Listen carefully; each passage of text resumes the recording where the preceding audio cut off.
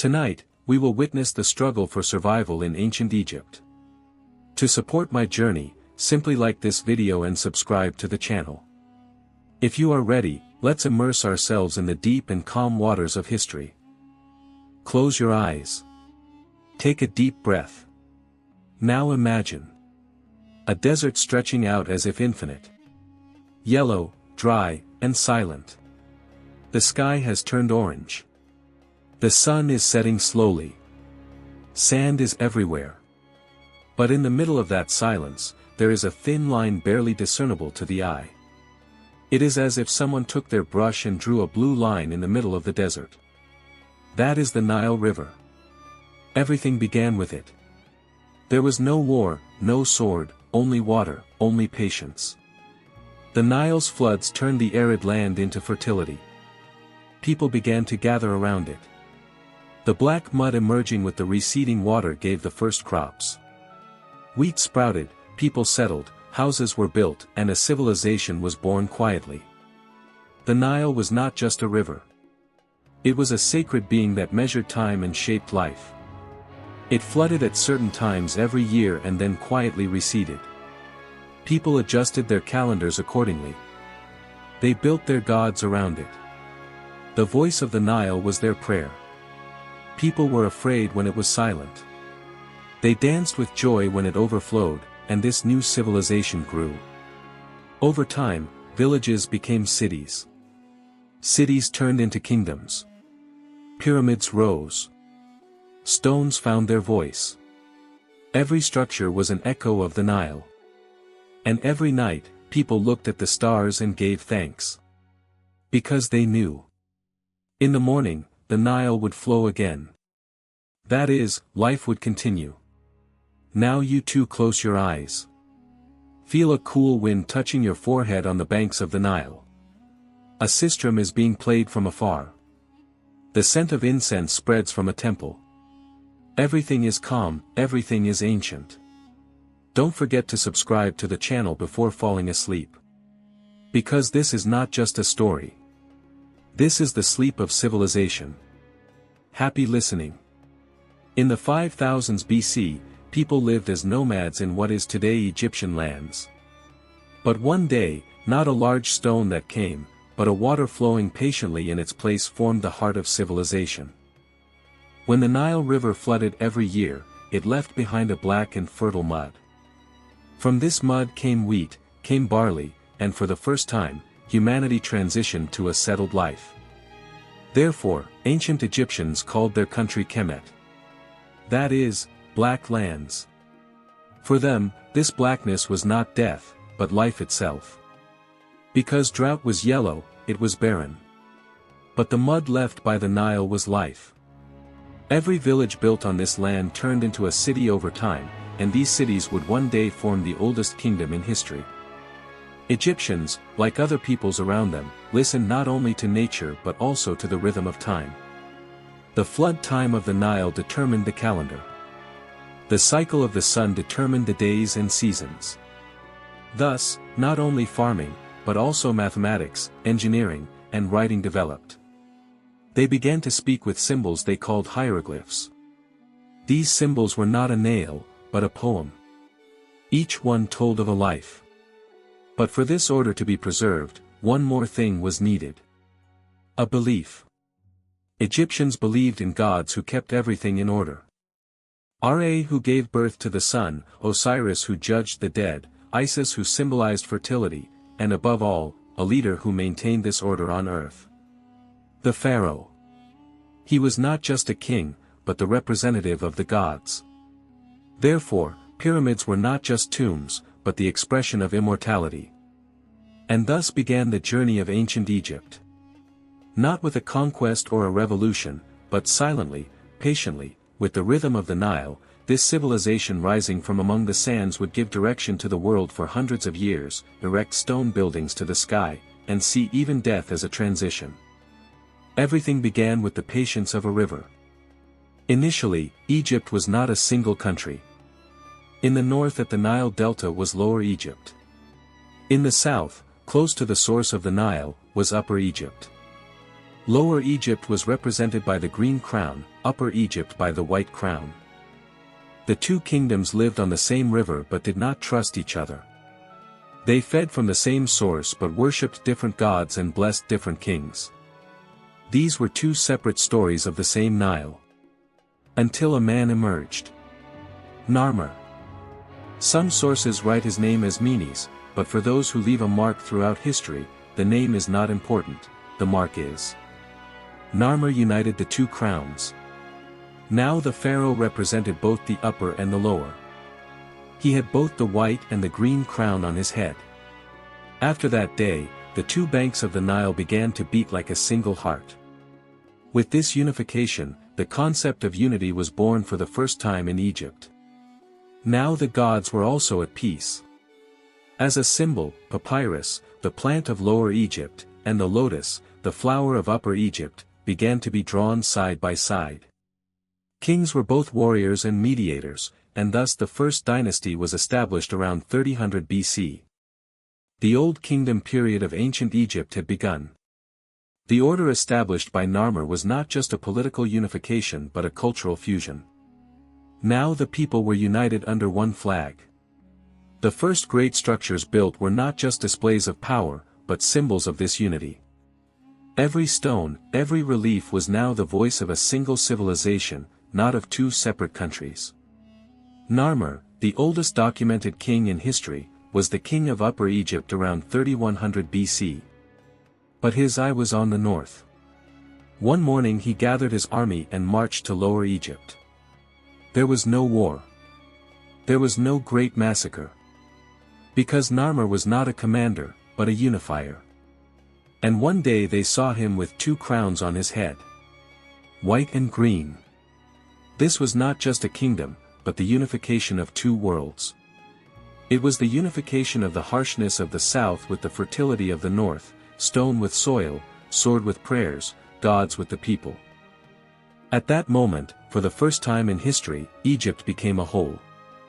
Narmer's name still preserves its place in the oldest living historical document today. The stone tablet called the Narmer palette. This stone tells not only the power of a king but also the beginning of a civilization. It contains not just drawings, it has the voice of an era. It tells how two enemies became one heart, how even the gods reconciled. And thus the first dynasty began. Now every new king carried Narmer's legacy. His name was whispered in the shadow of every pyramid. Because Egypt's history began to be written not with a commander, but with the silent victory of a uniting king. After unity was ensured, dynasties followed one after another in Egypt. Kings were no longer just rulers, but guardians of order. But especially with the third dynasty, something changed.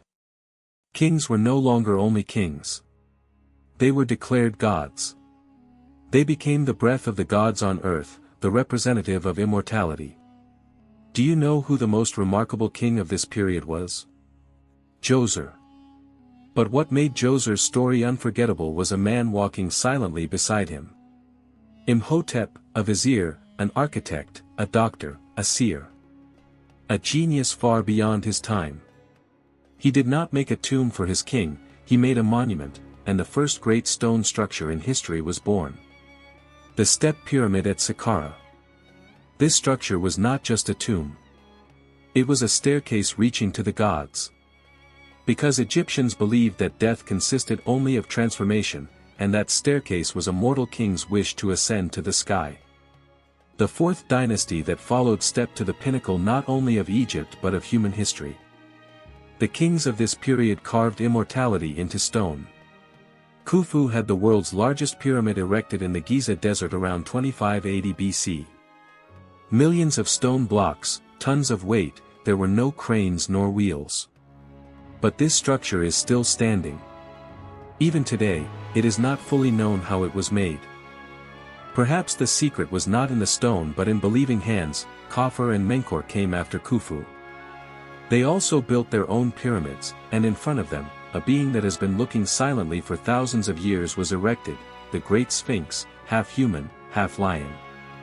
It neither speaks nor moves, but its eyes always look far away, like a sage who has swallowed the secrets of the past and preferred to remain silent. But no golden age lasts forever.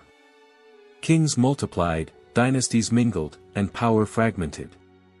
Governors, known as nomarchs, began to rule their own regions like divine rulers. There was no longer a single center.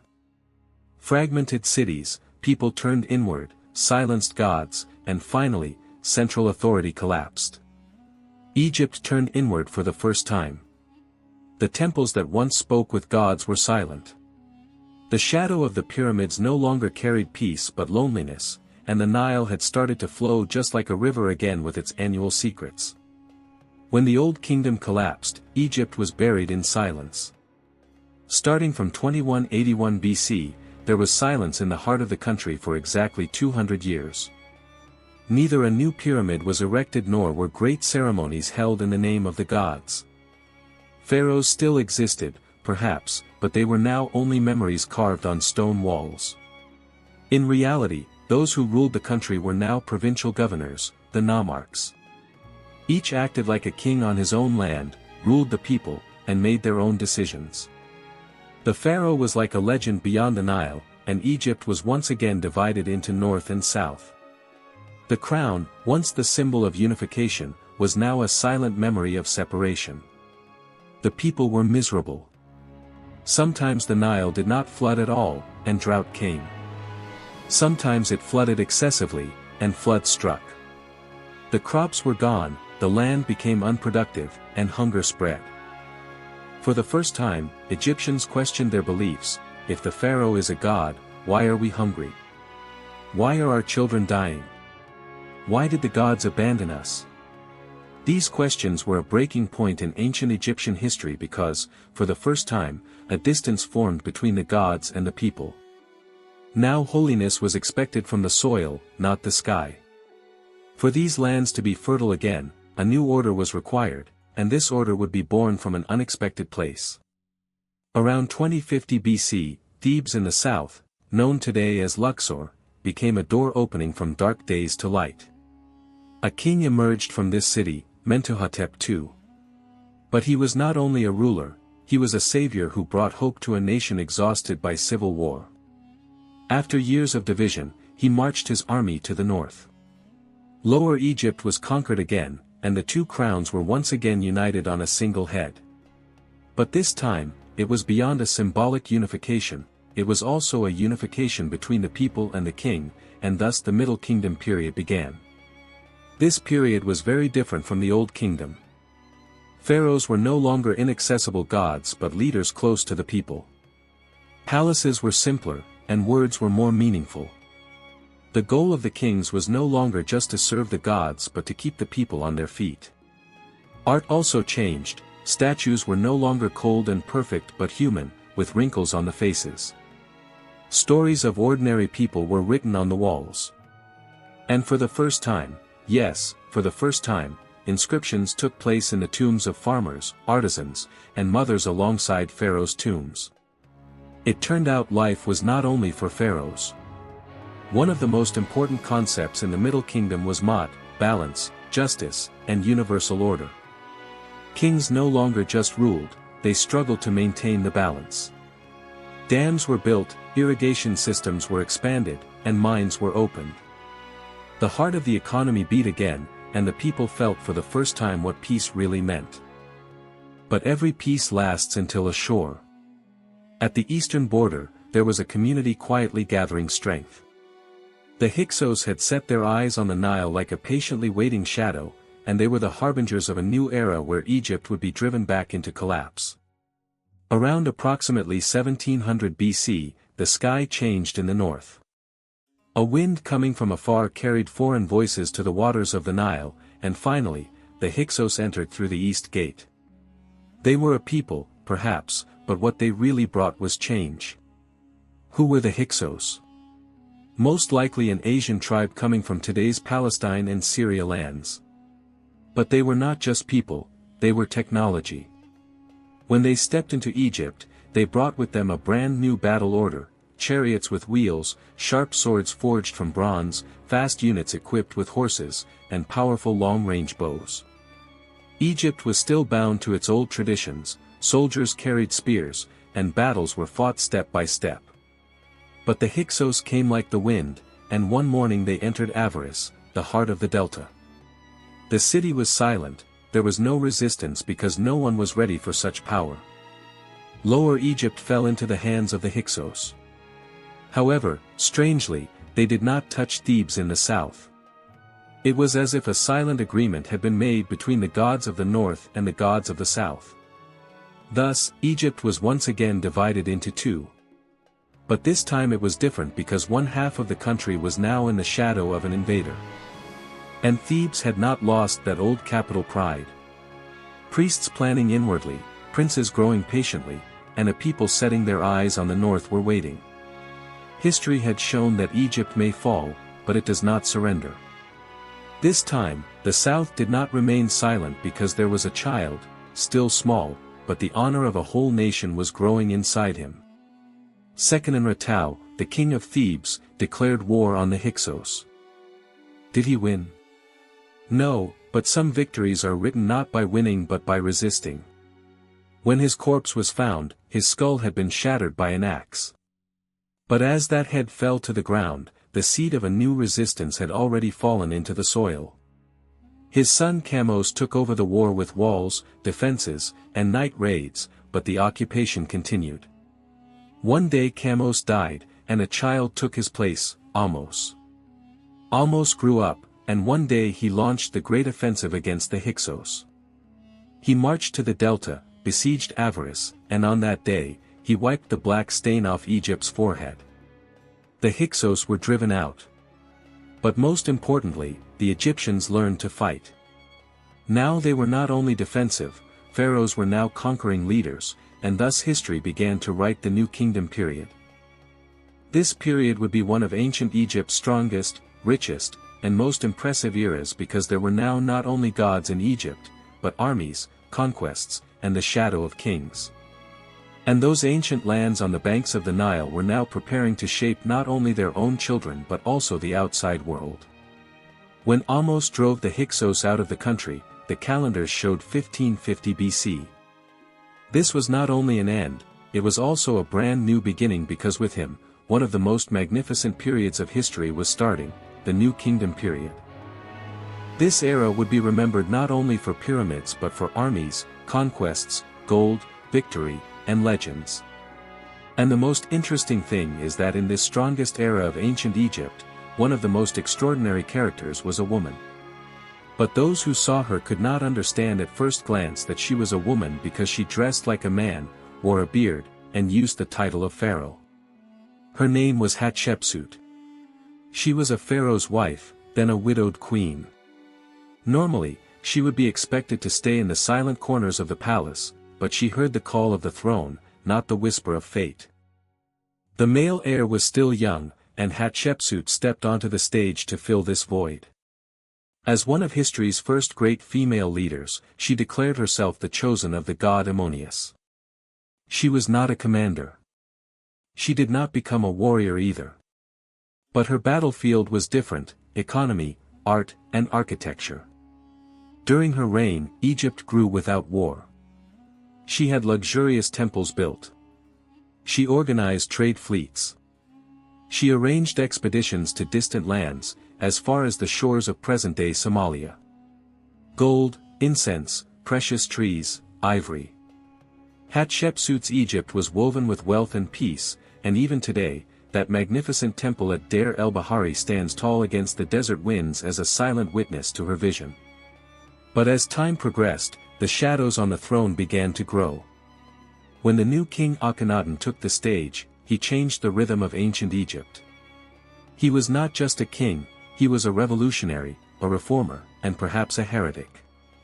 Because Akhenaten demolished Egypt's thousands of years old belief system. He opposed polytheistic religion. Ammonius, Osiris, Isis, he rejected them all. He recognized only one god, Aten, the solar disk representing the light, and he declared himself its sole representative. He moved his capital from Thebes. He established a city called Akhetaten, meaning the horizon of Aten, at the site of present-day Tel El Amarna, and commanded the entire country, forget the old gods, closed the old temples, silenced the priests. But he was not alone in this radical transformation. Beside him was one of the most beautiful women in history, Nefertiti. Her name meant, "The beauty has come," and indeed it was so. Not only with her physical beauty but with her strong stance and impressive intelligence, she was Akhenaten's greatest supporter. In this new era, even art changed. Statues were more realistic. Kings were no longer just idealized gods, they were sad, weak, thoughtful humans. Even a king taking his child on his lap was now depicted on the walls. But the people did not embrace this change. Because gods were not just a belief but also a tradition, and tradition is not easily demolished. With the death of Akhenaten, this monotheistic revolution also collapsed, and the throne was taken over by a child of only 9 years old, Tutankhamun. His life was short, he lived only until the age of 18.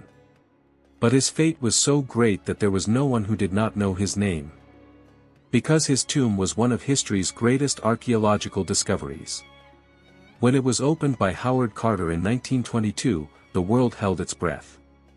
Inside was a coffin made of gold, a magnificent death mask, furniture, chariots, and a magic still intact. Tutankhamun was perhaps an ordinary king, but after he died, he became the immortal face of ancient Egypt, both with his mystery, his curse, and his dazzling wealth. The New Kingdom period reached the pinnacle of splendor with one man, Ramesses II. They called him not just king, but Ramesses the Great. Because he remained on the throne for 66 years, and during those years, he did not just rule, he wrote, he carved, he engraved, and he built. Ramesses marched north with his armies and immortalized his name with one of history's most famous battles, the Battle of Kadesh. This battle fought against the Hittites was perhaps not one, but a first occurred, the first known written peace treaty in history. Ramesses was both a warrior and a diplomat. Some remember another of his characteristics, the Pharaoh of Moses. The Pharaoh figure in the story of captivity and escape told in the Torah almost exactly overlaps with Ramesses' period. The Red Sea, palaces, slavery, and the stubbornness in the Pharaoh's heart. Historians do not speak with certainty, but the people always remember him this way. Ramesses had his name written on temples. The Abu Simbel temple shouts his divinity with 4 massive statues. He was the last great pharaoh. Those who followed him sat on the throne but remained in the shadow. Because after Ramesses, there were only humans, there were no god kings. The new kingdom slowly dissolved. Priests became as powerful as kings. Libyan princes came. Then came the Nubians, and then the iron-fisted Assyrians descended. And finally, in 332 BC, a young king emerged from another end of the world, Alexander the Great. Egyptians welcomed him not as an enemy but as a savior. Because he entered Egypt with respect, not with conquest, and declared himself the son of the god Ammonius. The Ptolemaic dynasty was a Greek-origin dynasty established in Egypt after the death of Alexander the Great. But the land they ruled was still the country of gods and pharaohs. Therefore, the Ptolemaic kings ruled with a Greek mind but dressed like Egyptians. They spoke in the name of the gods but paid taxes to Rome. Because in that period, the real power was no longer on the banks of the Nile but on the banks of the Tiber River. And at that time of collapse, in 69 BC, a baby was born at the palace of Alexandria. No one recognized her at the moment she was born, but one day the whole world would learn her name, Cleopatra VII Philopator, meaning the goddess who loves her father. Ironic, because throughout history, this girl child would grow up with intelligence for survival, not love. It is not known with certainty who her mother was. Her father, Ptolemy XII, was a weak king faithfully bound to Rome. Poverty increased under his rule. The people revolted. Intradynastic feuds grew. As a child, Cleopatra was surrounded by palace intrigues. Everyone was ready to sell another to approach the throne. This taught Cleopatra a single lesson at an early age: to survive, you either set the game or you become the victim. The palace of Alexandria was no longer a school, it was a battlefield. But Cleopatra was different. She knew 7 languages. She spoke philosophy, politics, and rhetoric better than Roman diplomats. And most importantly, she was the first Ptolemaic leader to speak the language of the people, the Egyptian language. This would make her not just a princess, but a true leader. Because Cleopatra's childhood passed in the shadow of a fall. But her eyes saw not only the darkness but also the light at the end of the throne. She would be the last queen of a country. But at the same time, she would be the last breath of ancient Egypt and one of the most powerful female names in history. The Roman Empire was growing towards the east. Egypt was like both an ally and prey to Rome. Cleopatra was born in exactly such an era where a woman would write history as an empire fell. She was not only a queen, she was a war of intelligence, a strategic plan, a fire of ambition. Her story was the beginning not only of Egypt but of Rome, the world, and today's understanding of female leadership. Her father, Ptolemy XII, was known among the people as Auletes, meaning the flute player, king. Because instead of governing the state, he played the flute, drank wine in the palace, and organized entertainments. He had no authority. While his people were destitute, he spent time with musicians in gold-leafed halls. But his real problem was not alcohol or music. He owed a throne that did not even belong to him to the loyalty of Rome. Rome had become the master of the Mediterranean at that time, and Egypt was no longer an ancient civilization but a client state indebted to Rome.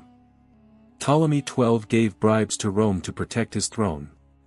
He emptied the country's treasury and was therefore remembered with hatred among the people. Revolts increased. The streets of Alexandria became chaotic. The king was forced to take refuge in Rome for a while. It was in such an atmosphere of destruction that Cleopatra was raised. But in that palace, she accumulated a weapon more powerful than gold, knowledge. For her, the palace was not a playground but a survival laboratory. She spoke 7 languages. Her rhetoric was powerful. She mastered both Greek philosophy and Egyptian mythology, and most importantly, she was the first Ptolemy to speak the language of the Egyptian people. The people saw her not as a foreigner, but as one of their own. After her father's death, Cleopatra was 18 years old, but she could not sit on the throne alone. Egyptian laws decreed that a queen must rule with a male co-regent. Therefore, she was married to her younger brother, Ptolemy XIII, and officially declared co-queen. But the reality lay elsewhere. Her brother was merely a puppet. The real power in the palace belonged to the only person capable of making political moves at a young age, Cleopatra. However, this power did not last long. Palace intrigues began. Cleopatra's advisors were murdered, and eventually, Cleopatra was exiled from the palace by her brother and his supporters. This was not an end for her, it was merely a second birth. Because in exile, a new story would be written, not on the banks of the Nile, but in the shadow of Rome. Cleopatra was not an Egyptian by blood. Her family was of Macedonian origin. Her ancestors traced back to Ptolemy I Soter, one of Alexander the Great's generals. When Alexander died and his empire was divided, Ptolemy took the land of the Nile. Thus was born a dynasty of Greek origin sitting on the Egyptian throne, the Ptolemies. However, the rulers of this dynasty were never truly considered Egyptian. They lived by Greek traditions and built walls between themselves and the people. For hundreds of years, the palaces spoke Greek. The temples were filled with foreign gods. But Cleopatra was the first name to reverse all of this. Cleopatra was the first pharaoh to speak the Egyptian language. She invoked the names of the gods in the language the people understood. She offered her sacrifices to the temples not in Greek, but in the ancient language of Egypt. The ordinary people saw her not as a foreigner for the first time, but as their own pharaoh, demonstrating that understanding, not gold, was enough to win the hearts of the people. But the bond she established with the people was not the only thing that made her unforgettable. Cleopatra was one of the most intelligent leaders of her age. She knew 7 languages.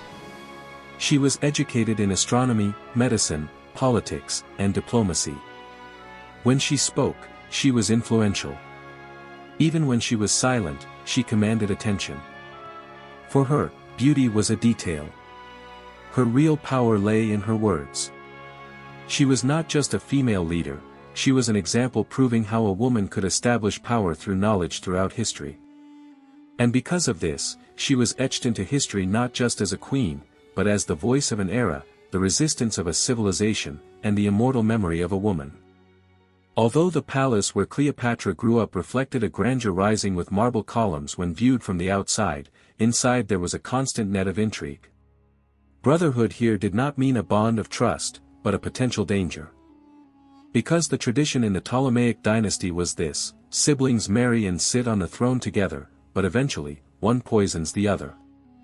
In the palace, there was no love, only the instinct for survival. Cleopatra grew up in the midst of this chaos. There were whispers behind beautiful tapestries and fear beneath the wines served at dinner. She could trust no one. Because in the Ptolemaic dynasty, even family could be deadly. Behind every smile could be a plan, and behind every palace official could be a spy, and Cleopatra was aware of these even as a child. When her father, Ptolemy XII, died, the calendars showed 51 BC. He left the throne to his 18-year-old daughter Cleopatra and his 10-year-old son Ptolemy XIII. Officially, the siblings were to rule together. But if there are equal names on the throne, there could be only one real power, and that was Cleopatra. Because she was the only one who could read and write, speak the language of the people, manage state documents, and conduct diplomacy. Cleopatra was not content with being just a figurehead. She balanced the tax system. She corresponded with city governors. She established friendly relations with foreign countries. In that palace, she was not just a woman, but the brain of an entire state. But it was exactly at this point that the rift between her and her brother deepened. Because for a child, such a powerful older sister meant a threat. And this rift soon turned into a war. Cleopatra was exiled from the palace. The young queen, who once sat on a golden throne, was now living in a refuge in the desert. But instead of sulking, she made plans. Because Cleopatra saw exile not as an end, but merely as the beginning of a return. When Cleopatra was sent into exile, it was not just a political move.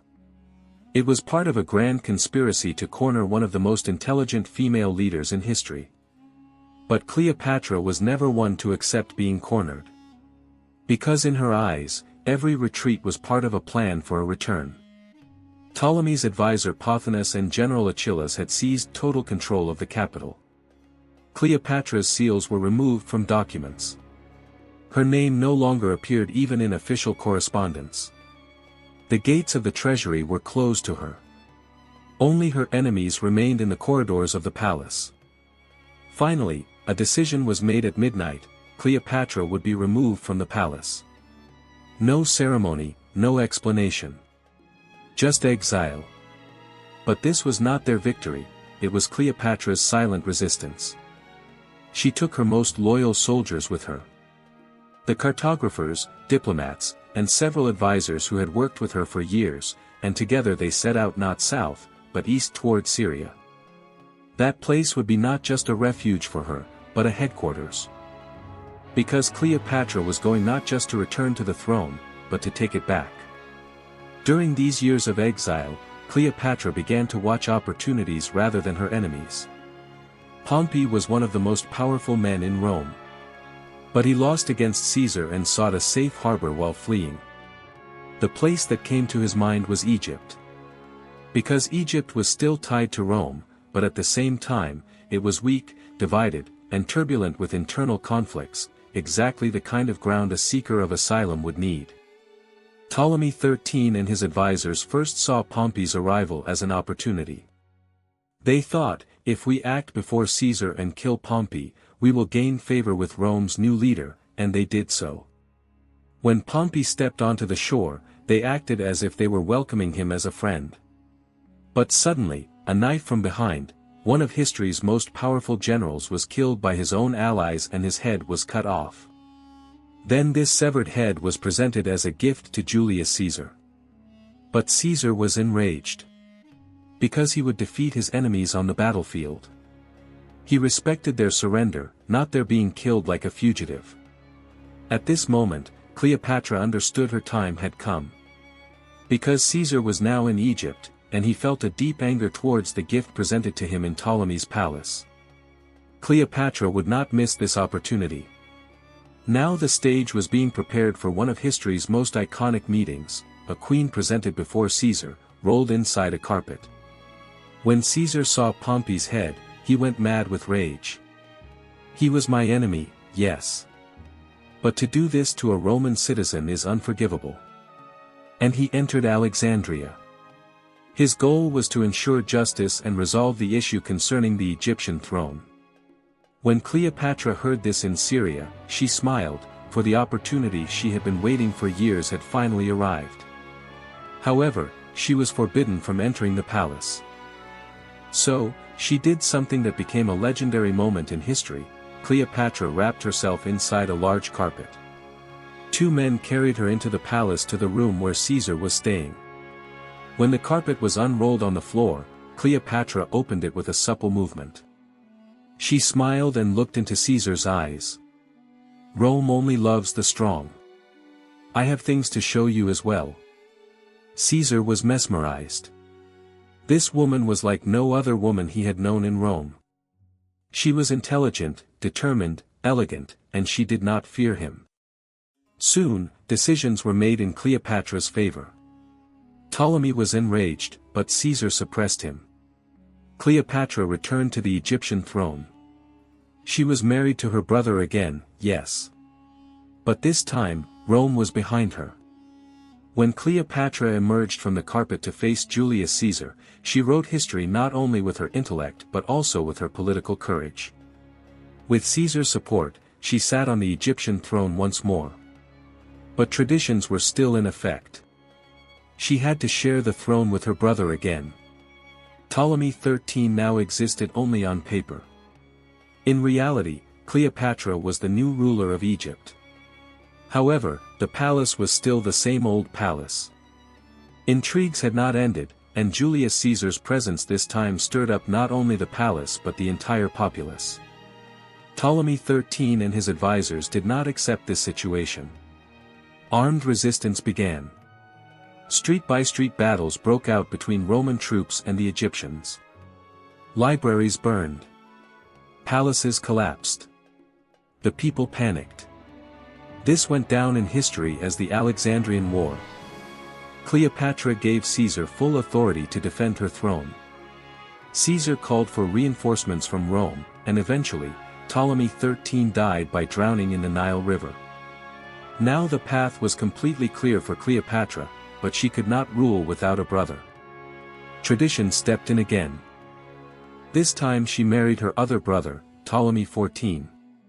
He was only 12 years old, but everyone knew he would not be able to overshadow the queen.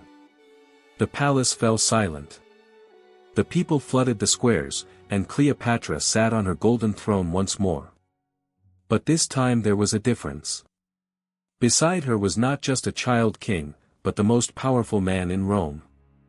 The people no longer called her just queen, they greeted her as the embodiment of Isis. Because Cleopatra utilized Egypt's goddess cult very well. By identifying herself with Isis, she transformed her political power into a religious authority. Cleopatra was a friend of Rome, but in reality, she was also guiding Rome. Caesar admired her intellect and granted her special powers, tax exemptions, access to Roman trade routes, and the right to take sides in the Roman civil war.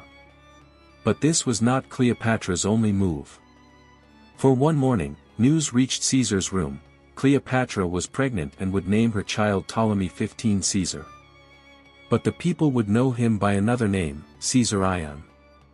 Cleopatra did not announce to Rome that she had given birth to Caesar's child. But all the temples in Alexandria were opened for him. Cleopatra now had both a throne and an heir. In 46 BC, Julius Caesar returned to Rome and brought Cleopatra with him. But this was not a migration, it was a spectacle. Cleopatra entered Rome with gold-trimmed ships, thousands of servants, and exotic animals. The Roman people welcomed her like an enchantress of the East. But the Senate was uneasy. Because Caesar was married and was hosting another woman like a goddess in front of the people's eyes. Cleopatra lived in a villa in Rome.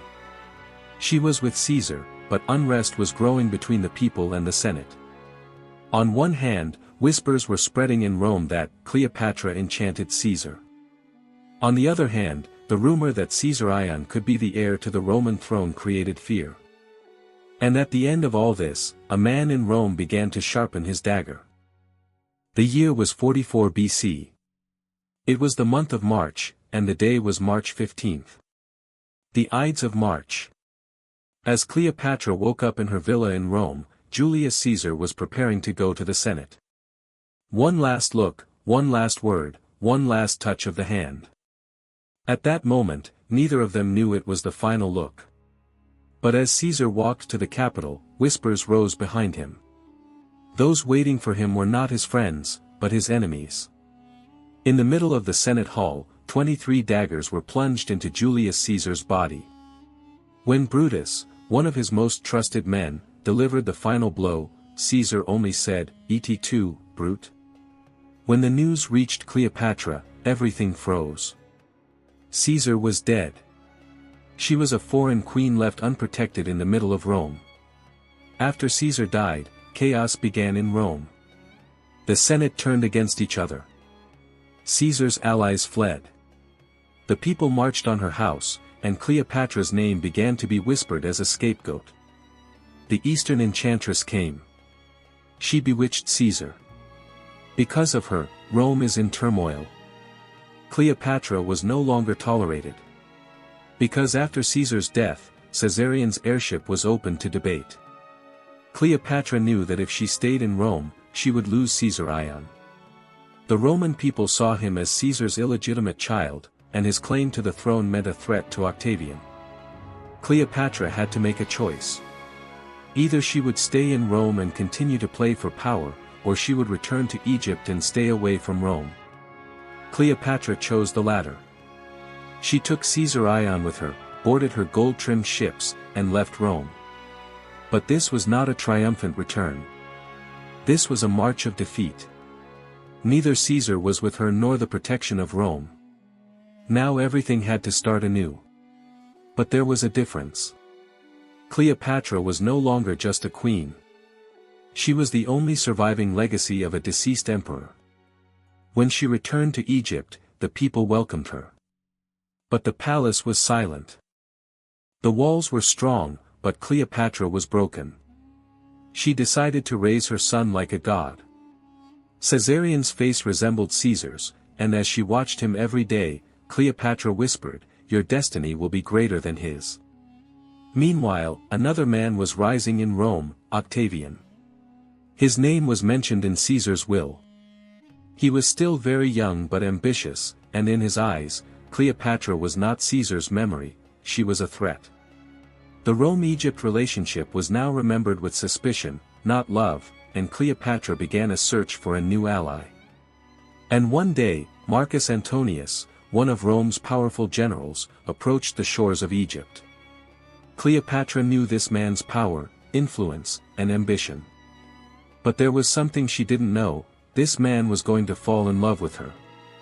After Caesar's death, an authority vacuum was born in Rome. This vacuum was filled by three men: Octavian, Caesar's adopted son; Marcus Antonius, Caesar's most loyal general; and Lepidus, Rome's elder politician. This trio took the name of the Second Triumvirate, but one of them was looking towards the east. Marcus Antonius had been tasked with governing the east of Rome and turned his eyes to Egypt. Because Egypt meant wealth, an army, and a strategic location. But there was a woman waiting for him there, not just land. In 41 BC, Marcus Antonius summoned Cleopatra to Tarsus. But Cleopatra came not like a ruler, but like a goddess. Her ship was covered in gold. She was dressed in the garments of the goddess Isis. The scent of sandalwood spread across the harbor. Music, dancers, incense. As the people of Tarsus looked toward the sky, they were looking at a woman. Marcus Antonius lifted his head, and the moment he saw Cleopatra, the course of history changed. Antonius initially approached with political calculations, but Cleopatra knew more than just politics, she knew how to decipher souls. They complemented each other. Antonius was the sword, Cleopatra the mind. He was power, she was elegance. One represented Rome, the other the Nile. A passionate bond formed between them. In a short time, they became an inseparable pair, and this relationship was no longer just a romance, it was an alliance. Marcus Antonius settled in Alexandria with Cleopatra. There, they formed a special entertainment group in the palace called the Society of Inimitable Livers. Cleopatra and Antonius organized festivities day and night. But behind these entertainments lay a great strategy, that the Egyptian people should not fear Rome, that Roman soldiers should recognize Cleopatra as queen, and that Cleopatra's children should carry the legacy of both Rome and Egypt in the future. 3 children were born from this union of Cleopatra and Marcus Antonius: Alexander Helios, son of the sun, Cleopatra Selene, daughter of the moon, and Ptolemy Philadelphus. These children were not just royal infants, they were the continuation of an ideology and an empire. And Cleopatra wanted to build a future with each of them. But Rome did not just look at the entertainment. Octavian began to see this union as a threat. Because Cleopatra was no longer a lone queen, she was a ruler who had bound Rome's most powerful commander to herself. In the Senate, this sentence echoed, "Marcus Antonius has become the slave not of Rome, but of an Egyptian woman." This rumor increasingly turned from mere gossip into a call for war. Cleopatra declared Marcus Antonius not just a lover, but a king. She gave lands to her children, Phoenicia, Syria, Cyprus, Palestine, Libya, and the proclamation was made to all peoples, Cleopatra is the Empress of the East. This was the final straw for Octavian. Because Rome was being challenged, and this time, not words but armies would speak. Cleopatra was not just raising her children in the palace of Alexandria, she was building an empire. She had introduced her son Caesar Ion as the only true heir of Caesar. Together with Marcus Antonius, she had declared her children rulers of the lands. This was unacceptable for Rome, because Octavian was Caesar's official heir. But Caesarion's birth could render his claim to sovereignty illegal. Octavian presented this situation as a threat to the existence of Rome. He addressed the Senate, "An Egyptian woman is trying to take over Rome," and the name of the war was now clear, West against East, Rome against Cleopatra. Octavian exposed Antonius's secret will in Rome. According to this will, Antonius was leaving his assets in Rome to Egypt. He recognized Caesar Ion as Caesar's only son and supported his accession to the Roman throne. This revelation enraged the Roman people. War now appeared not only inevitable but legitimate. Octavian prepared a large fleet. As Marcus Antonius prepared for war against Rome, Cleopatra mobilized the Egyptian navy. 2 armies, 2 loves, 2 claims to the throne, and 1 point of collision, Actium. It was 31 BC.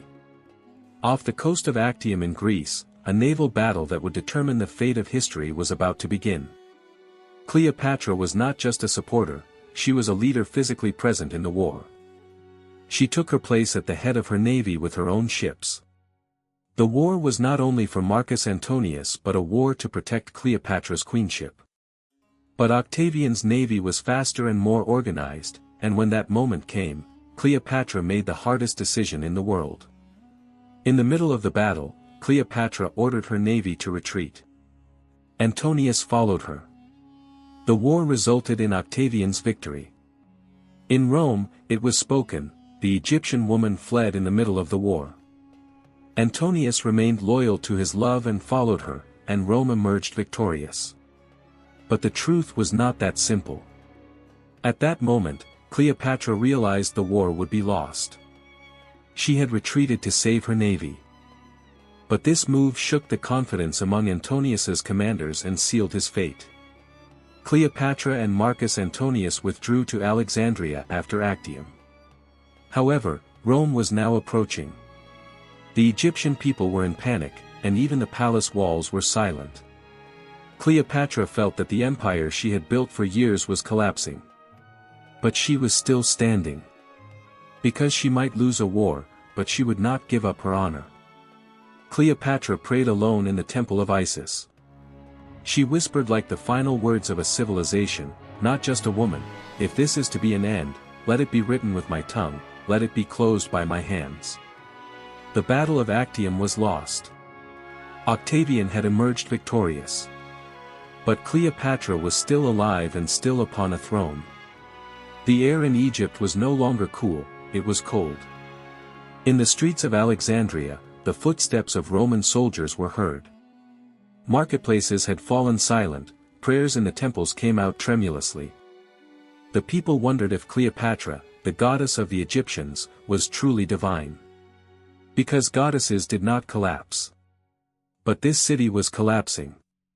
After Actium, Antonius became isolated, carrying the weight of the war and the shame of defeat on his shoulders.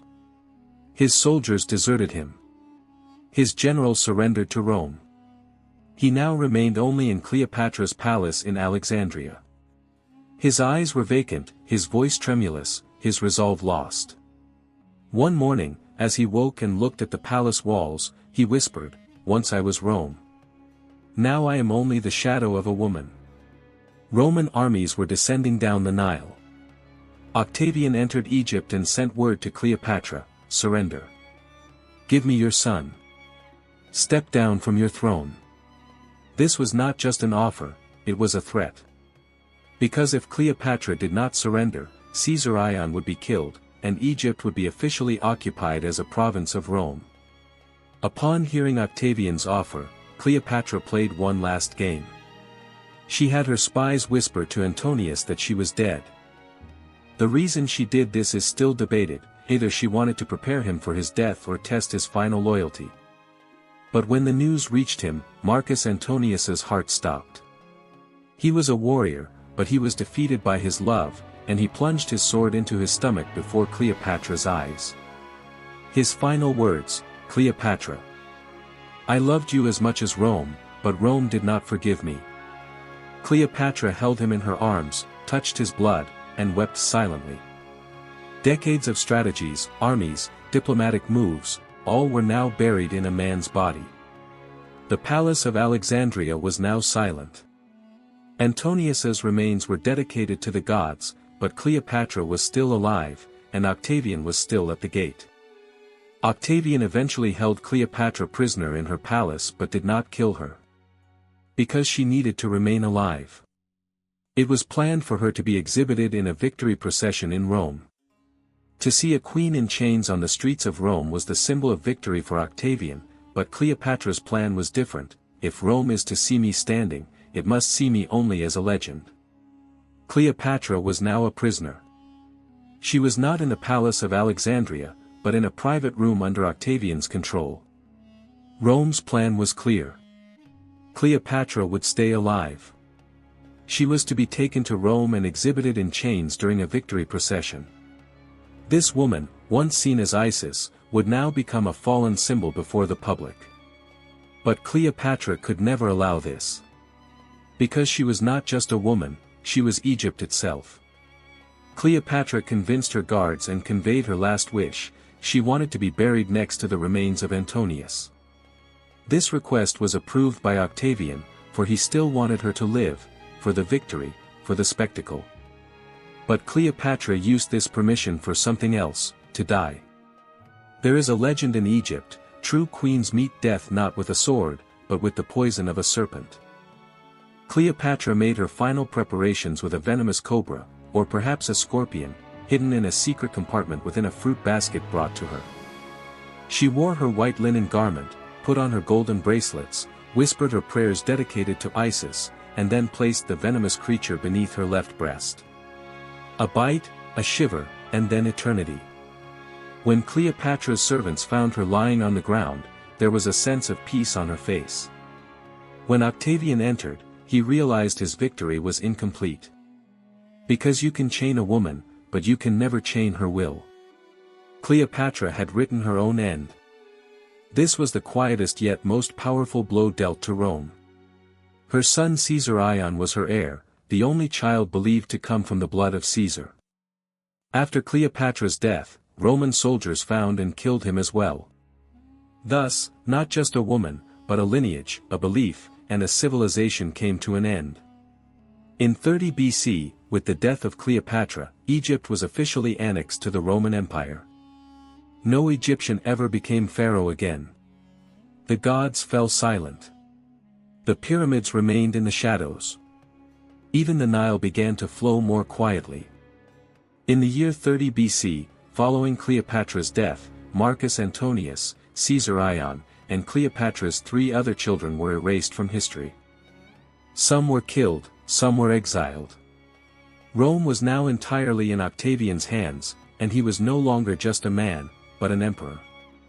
He ascended the throne with the title of the first Roman emperor. His new name was Augustus, and Augustus banned Cleopatra's name in Rome. He tried to erase her from history. Because everyone still had this sentence in their memory, an Egyptian woman brought Rome to its knees. Alexandria was now a province bound to Rome. The Library of Alexandria, once the world's center of science, was emptied. Temples were closed. The palaces on the banks of the Nile were buried in silence. The palace where Cleopatra lived vanished over time. Today, her palace has still not been fully found. Because Egypt had become a land of history, not of kings. Latin inscriptions began to be seen in temples, Roman clothing on statues, and Caesar figures on coins. The Library of Alexandria, once the world's largest center of knowledge, was neglected during the Roman period. According to some sources, it was damaged during the war, according to others, it was intentionally dismantled. Whatever the case, it no longer held scientific knowledge but tax records. Instead of philosophers, tax officials wandered Alexandria. In the middle of the 1st century AD, a new faith spreading through the Roman Empire, Christianity, reached Egyptian lands. Alexandria especially became one of the important centers of this new religion in the East, and over time, the gods of Egypt began to be forgotten. Osiris was made to be forgotten. Temples of Isis were converted into churches. When Christianity was officially accepted in the 3rd century AD, the last pagan priests in Egypt were forced to abandon their temples. The Serapeum was the largest temple of Isis in Alexandria. During the Roman Christian transition, this temple suffered iconoclastic attacks, every statue representing the gods was broken. Ancient Egypt officially vanished into history spiritually as well. When the Roman Empire was divided in two, Egypt became part of the Byzantine Empire. In 641 AD, Arab armies entered Egypt. Caliph Umar's commander, Amr ibn al-As, conquered Alexandria, and Egypt entered a new era, the Islamic period. For 1,000 years, the pyramids remained only as mysterious structures. No one knew why or how they were made. Hieroglyphs could not be deciphered. The Egyptian language was forgotten. The gods were made to be forgotten, and Cleopatra's name lived only in whispers. Ancient Egypt still breathes, in the shadow of the pyramids, in the silence of Isis, and in the name of Cleopatra. Because some civilizations are not destroyed, they are only hidden. Some women are not forgotten, they only wait to be retold.